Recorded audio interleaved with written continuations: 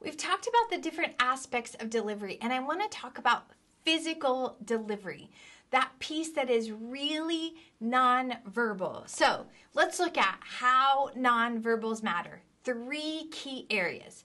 Facial expressions. You'll notice that I'm smiling. My eyebrows are raised. My eyes might get wider. Eye contact. So very important. There's an old proverb that says, eyes are the window to the soul. If someone shares information with you and they don't make eye contact with you, there's a good chance that they won't have credibility. You might even think they're lying. And eye contact is a tell that someone is telling you the truth. Also, body. How do we use that effectively? So, let's talk about the biggest mistakes that students make in speeches when it comes to their nonverbal communication. So, number 1, not smiling.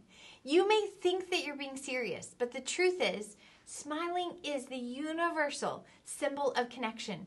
A smile means the same thing in every country in the world. So, start with smiling, even if it feels awkward. Number 2, not looking at your audience. Reading a piece of paper or leaning in and reading from a screen. We know when you're reading and not delivering. So you want to make sure you're looking at your audience and not utilizing movement. You have maybe some anxiety, and it's a lot like potential energy, and kinetic energy helps release it. So utilizing movement may just mean using your hands a little bit or gestures.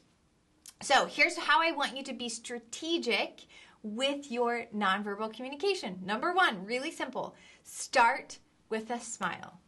Number 2, when it comes to eye contact, practice what we call in communication the 3 anchors. So I want you to imagine you're in front of 3 teleprompters when you're presenting, and you're looking at left, center, right? It's mirrored here. If you were in front of a classroom, I would have you pull a few specific people, and I would say, now look at Jose, he looks really friendly, and then look at Miriam, and she looks really friendly, and then finally look at Aria, and they're strategically placed in 3 parts of the classroom. They're your 3 anchors, so that when you get ready to have 3 points, maybe it's your thesis statement, you can say, first I'm going to talk about this, then I'm going to talk about this, finally, I'll talk about this. If you went to a studio for a nightly television show, they would have 3 teleprompters because they encourage people to look left, center, right. So they find places in their message to utilize those 3 anchors. All right, finally,